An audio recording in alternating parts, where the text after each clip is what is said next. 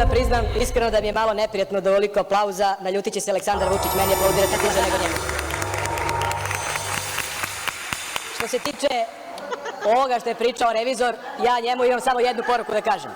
Gospodine revizore, vi ste pokazali koliko ste nezavisni jer ste poneli danas sa sobom izveštaj o reviziji Trstenika iz 2015. godine, to je jedno. A drugo, ja sam za svoje prekršaje i za komarce i zato što nisam dozvolio da deca mentalno obolela budu bez sredstava, platio svoje prekršaje i opet bi to isto uradio.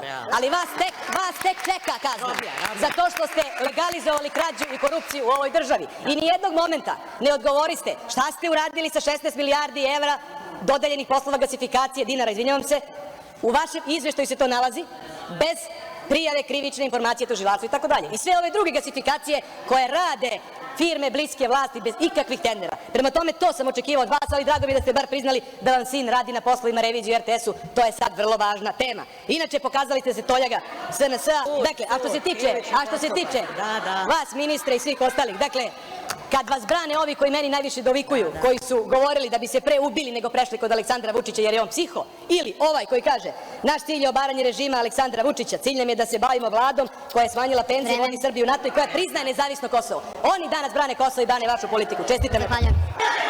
Što se tiče gospodina Vesića, kad priča o Kosovu i kad priča o bruki, znate, gospodin Vesić treba da zna da je 99. ko je zaboravio dezertirao za vreme rata i pobegao u Crnu Goru kod Mila Đukanovića. I da 2017. godine na otvaranju Bulevara heroja sa Košara ti isti heroji su zahtevali da se Vesić tu ne pojavi, da ih ne sramoti. To je bruka i to govori o vama. A kad vi govorite o korupciji, takođe, ja ne znam, dobio sam neke podatke, ne mogu da stignem da iščitam, ali piše da je notirana i neodslužena zatvorska kazna predsednika Upravnog odbora JKP Gradsko Zelenilo.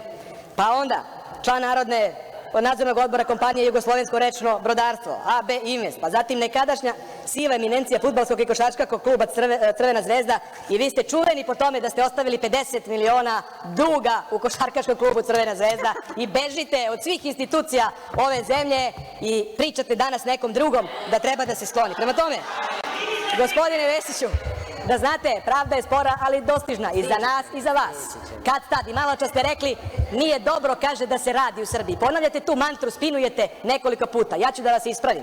Ne, dobro je da se gradi, ali nije dobro da se krade, gospodine Vesiću.